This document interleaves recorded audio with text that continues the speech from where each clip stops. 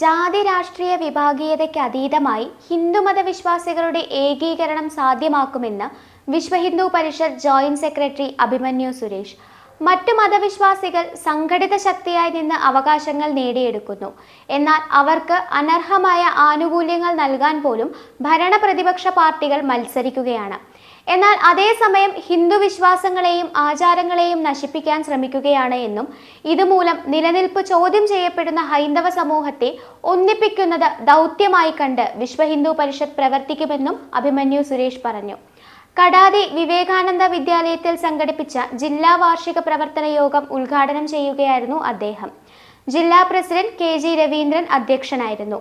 വിഭാഗ് സംഘടനാ secretary Manoj P Nair, joint secretary Joshi NK തുടങ്ങിയവർ പങ്കെടുത്തു.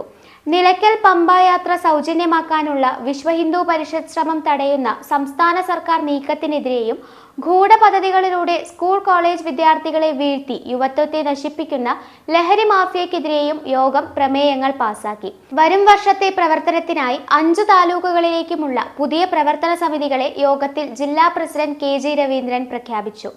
ജൂലൈ അവസാനത്തോടെ താലൂക്കുകളിൽ സംഘടനയുടെ ഷഷ്ടിപൂർത്തി ആഘോഷ സമിതികൾ രൂപീകരിക്കാനും ഓഗസ്റ്റ് സെപ്റ്റംബർ മാസങ്ങളിലായി സ്ഥാനീയ തലങ്ങളടക്കം ആഘോഷങ്ങൾ സംഘടിപ്പിക്കാനും യോഗം തീരുമാനമെടുത്തു. വൈസ് പ്രസിഡന്റ്മാരായ MK ഗോപാലകൃഷ്ണൻ, സുമംഗല ബാബു, മാതൃശക്തി സായോജിക ഗംഗാ രവീന്ദ്രൻ തുടങ്ങിയവർ പരിപാടിക്ക് നേതൃത്വം നൽകി.